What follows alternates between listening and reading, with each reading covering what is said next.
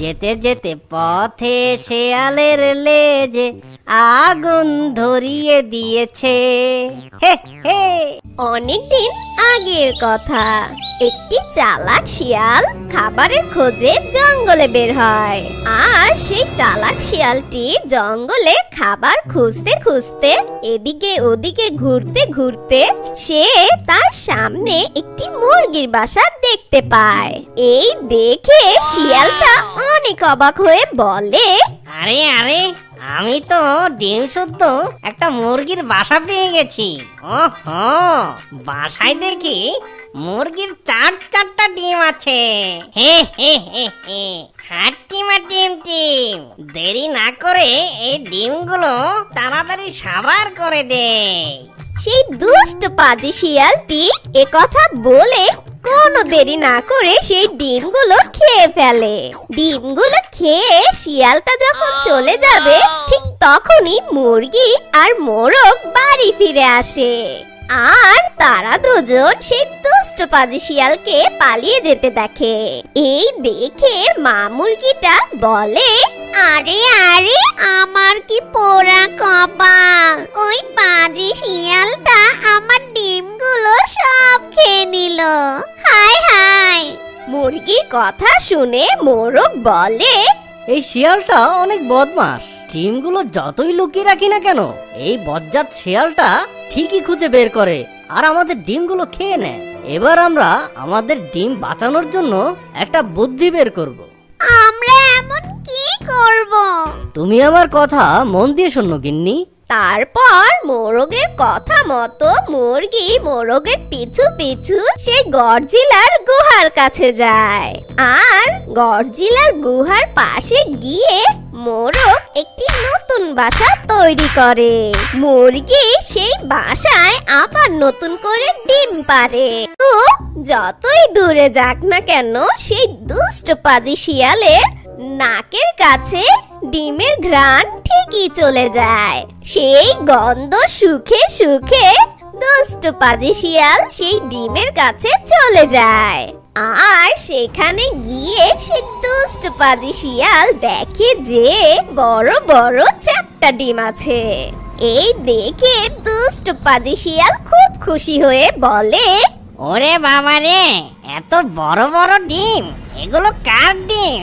হাতির ডিম নাকি ঘোড়ার ডিম? আচ্ছা, যাই হোক না কেন, আগে ডিমগুলো খেয়ে নি। আমার মনে হয় এই ডিমগুলো খেতে অনেক মজা হবে। হাট্টিমা টিম টিম, আহা মজা মজার ডিম! হাট্টিমা টিম টিম, আমি খাবো এই ডিম। আরে হলুদ সবুজ কালো লাল, আজকে আমি মালামাল। তখন সেই মোরগ আর মুরগি পাশে থাকা গাছের উপরে দাঁড়িয়ে দেখছিল।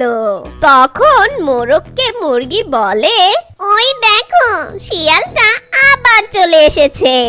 এই, আওয়াজ করো না, চুপচাপ দেখে যাও। এত বড় ডিম এখানে বসে খাওয়াটা ঠিক হবে না। একটা কাজ করা যায়, সব ডিমগুলো নিয়ে আমি জঙ্গলের একদম শেষে চলে যাই। এরপর সেই দুষ্ট পাজি শিয়াল সেই 4টা ডিমকে শিয়াল ঝুড়িতে করে নিয়ে জঙ্গলের ভিতরে চলে যায়। আর সে একটি ঝোপের আড়ালে বসে পড়ে। তখনই গডজিলা সেখানে চলে আসে। আর গডজিলাটা তার গুহায় এসে তার নিজের ডিমগুলো খুঁজে পায় না। তখন বলে, কার এত বড় সাহস যে আমার ডিমগুলো নিয়ে যায়? জঙ্গলের যেথায় থাকুক না কেন, ওকে আমি খুঁজে বের করব। এ কথা বলেই গডজিলা চলে যায় জঙ্গলের ভিতরে। তার নিজের ডিমগুলো খুঁজতে লাগে। আর কিছু দূর যেতে না যেতেই গডজিলা শিয়ালের আওয়াজ শুনতে পায়। হাট্টিমা টিম টিম, আমি খাবো এই ডিম। এখন আমি কোনটা খাবো? বড় খাবো না ছোট খাবো, নাকি সবই খাবো? এরপর সেই দুষ্ট পাজি শিয়াল সেই ডিমগুলো চাটতে লাগে। আর ঠিক তখনই গডজিলা সেই দুষ্ট পাজি শিয়ালের পিছনে এসে দাঁড়িয়ে বলে, এই শিয়াল! আরে কে রে? আমার খাবার সময় ডিস্টার্ব করতে এনি, আগে ডিমগুলো খেতে দে, তারপর তোর সাথে কথা বলবো। এই বলে দুষ্ট শিয়াল যখন ডিমগুলো খেতেই যাবে, ঠিক তখনই গডজিলাটা সেই দুষ্ট পাজি শিয়ালকে কামড় দিয়ে উপরে উঠিয়ে নিচে ফেলে দেয়। ওরে বাবা রে, এত জোরে আমাকে কে আছাড় দিল রে? ওহো, আমার কোমরটা গেল রে। ওরে বাবা, এ দেখি গডজিলা। হ্যাঁ, আমি গডজিলা। তোর সাহস কি করে হলো আমার ডিম চুরি করার? ঠিক তখনই দুষ্ট পাজি শিয়াল গডজিলাকে দেখে সেখান থেকে দৌড়ে পালিয়ে যায়। তোর এত বড় সাহস! একে তো আমার ডিম চুরি করেছিস, আবার এখন পালিয়ে যাচ্ছিস। দাঁড়া, তোকে আমি মজা দেখাচ্ছি। এই বলে গডজিলাটা সেই শিয়ালের পিছু পিছু যেতে লাগে। Run. যেতে যেতে পথে সেই গডজিলা শিয়ালের লেজে আগুন ধরিয়ে দেয়। আর তখনই শিয়ালটা দাঁড়িয়ে বলে, ওরে বাবা রে, কে কোথায় আছিস? আমাকে বাঁচা, আমার লেজে আগুন লাগিয়ে দিয়েছে। এই বলে সেই দুষ্ট পাজি শিয়ালটা সেখান থেকে দৌড়ে পালিয়ে যায়। আর মোরগ মুরগি সেখানে দাঁড়িয়ে দাঁড়িয়ে সবটা দেখছিল। মোরগটা তখন ছন্দে ছন্দে বলে, যেতে যেতে পথে শেয়ালের লেজে আগুন ধরিয়ে দিয়েছে। হে হে। আর ওই দিকে দুষ্ট পাজি শিয়াল জঙ্গল দিয়ে দৌড়াচ্ছিল আর বলছিল, ওরে বাবা রে, আগুন লাগিয়ে দিল রে, আমার তো জ্বলে গেল রে, পড়ে গেল রে, জ্বলে গেল। যখন শিয়ালটা এই বলে দৌড়াচ্ছিল, ঠিক তখন গডজিলা খুব হাসতে লাগে। এরপর সেই দুষ্ট পাজি শিয়ালটা একটি নদীর কাছে গিয়ে নিজের লেজটা সেই নদীর পানিতে ডুবায়। ওহো, জানটা ফিরে পেলাম। আ ওরে বাবা রে, কামড়ে দিল রে, আমাকে কে কামড়ালো রে? ওরে বাবা রে।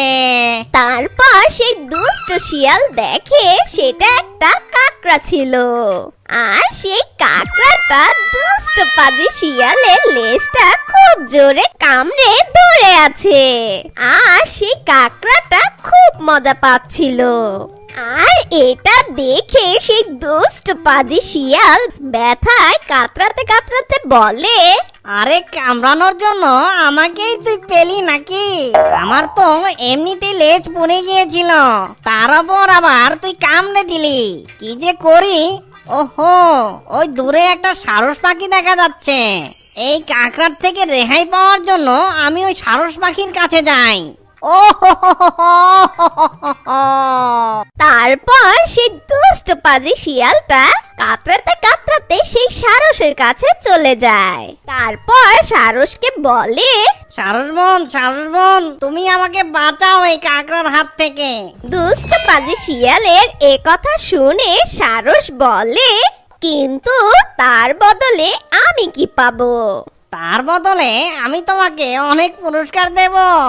ঠিক আছে, তাহলে আমি তোমার সাহায্য করছি। তারপর সেই সারস শিয়ালের লেজ থেকে সেই কাকড়াটাকে ছুঁড়ে ফেলে দেয়। এই নাও, আমি তোমাকে সাহায্য করেছি, এখন তুমি আমার পুরস্কার দাও। কি? তোর পুরস্কার? যা এখান থেকে, ভাগ বোকা সারস। এ কথা বলে দুষ্ট পাজি শিয়াল সেখান থেকে চলে যায়। আরে আরে, এই শিয়ালটা আসলে খুব দুষ্টু। আমাকে দিয়ে ও কাজটা করিয়ে নিয়েছে, কিন্তু আমাকে কোনো পুরস্কার না দিয়ে চলে গেল।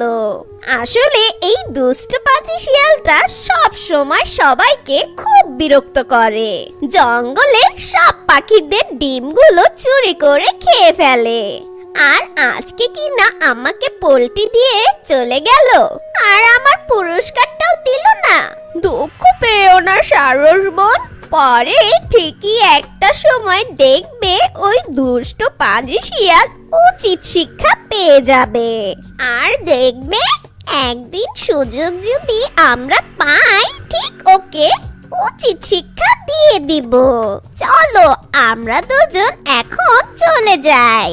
এরপর তারা দুজন সেখান থেকে চলে যায় আর তারা দুজন বুদ্ধি করতে থাকে এই দুষ্ট পাজি শিয়ালকে কিভাবে মজা চাকানো যায়।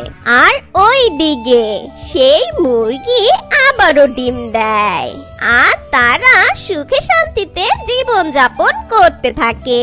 বন্ধুরা তাড়াতাড়ি এই চ্যানেলটাকে সাবস্ক্রাইব করে দাও। আমার মতো আপনারাও দেখতে থাকুন যে ওরা আমার নাতিকে সাহায্য করার জন্য কেমন ফোন দিয়ে আটতে পারে। আমাদের গল্প আজকে এই পর্যন্তই। বন্ধুরা সবাই ভালো থেকো, কেমন? ধন্যবাদ।